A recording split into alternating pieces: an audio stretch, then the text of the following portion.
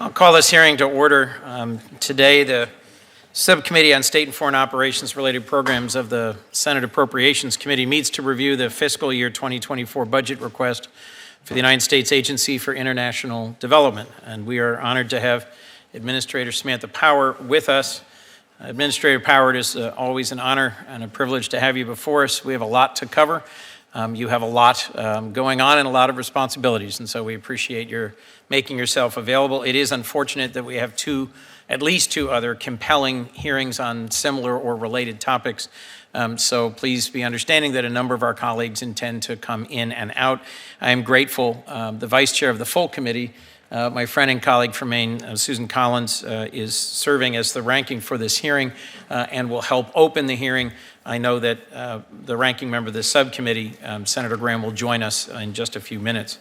The FY24 request for this subcommittee's budget, including staff and programs of state, AID, MCC, DFC, other agencies, is in total $68.6 billion, $6.8 billion, or 11% above the FY23 enacted level, still not even 1 penny on the dollar of U.S. defense spending. If you include the supplemental funding that was provided in 23 to address Russia's brutal invasion of Ukraine, the FY24 request would actually be a 15% cut over the overall expenditures. So with this relatively modest funding, Administrator Power, you're being asked to confront an historic confluence of complex global challenges. A record number of refugees and internally displaced persons, more than 100 million people forcibly uprooted. Food insecurity steadily on the rise, with an expected 345 million people projected to experience intense food insecurity this year, more than double the level just 3 years ago. Sustained democratic backsliding marked by corruption and increased repression.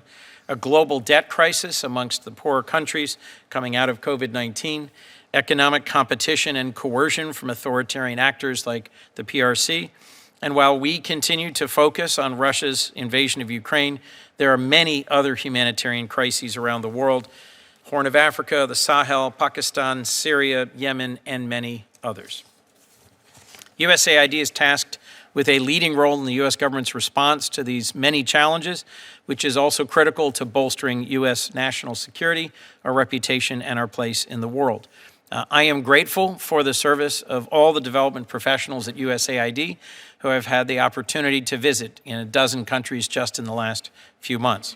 I am proud of the work we have done here on a bipartisan basis on this subcommittee and full committee to help you better grow, equip, and support USAID's workforce, to apply lessons learned from your predecessors and adapt the agency to strengthen locally led development and cooperation with the American private sector.